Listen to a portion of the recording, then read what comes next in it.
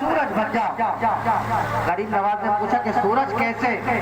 ख्वाजा उस्मान हारूनी फरमाते हैं कि सूरज ऐसे बनूं कि जब सूरज सुबह को निकलता है, जब अपनी शुआएं जमीन पर फैलाता है, अपनी किरणें जमीन पर बिछाता है, तो वो सूरज ये नहीं देखता कि मेरी शुआएं किसी अमीर की छत पे पड़ रही हैं या किसी गरीब के सहन में पड़ रही हैं। वो ये नहीं देखता कि मेरी शुआएं, मेरी किरणें किसी नेक की छत पे जा रही हैं या किसी बदकार की छत पे जा रही हैं।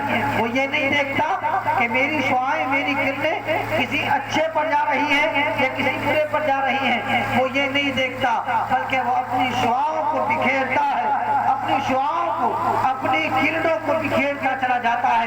ना तो वो मजहब देखता है, ना वो धर्म देखता है, ना वो अमीरी गरीबी देखता है।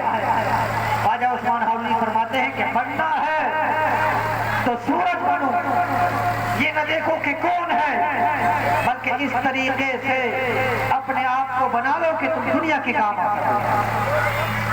और तीसरा फरमाते हैं कि अगर बनना है तो जमीन बन जा। पूछा गया वो कैसे?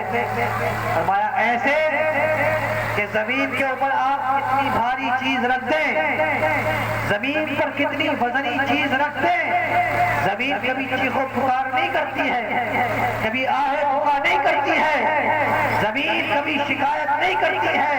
इसी तरीके से इंसान पर कितनी परेशानियां आ जाएं, इंसान पर कितनी मुसीबतें आ जाएं, कितनी तकलीफें आ जाएं, दूसरों के सामने न रोए बल्कि अल्लाह की बारगाह में अर्ज गुजार हो। अगर ये तीन सिफतें इंसान के अंदर पैदा हो जाए कि इंसान समंदर जैसी सखावत पैदा कर ले, अगर इंसान सूरज जैसी शुजाअत पैदा कर ले, अगर इंसान जमीन जैसी बर्दाश्त पैदा कर ले, ख्वाजा उस्मान हारूनी फरमाते हैं कि इंसान वली कामिल है।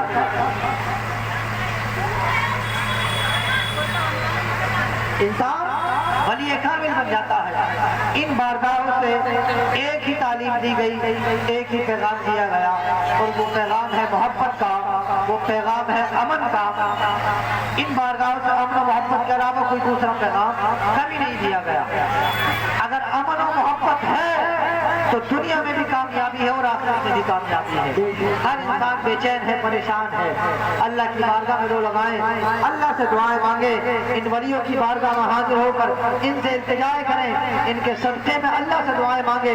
अल्लाह तबारक व तआला से जब उनके नेक बंदों के वसीले से दुआएं मांगी जाती हैं तो अल्लाह तबारक व तआला जल्दी कबूल फरमाता है।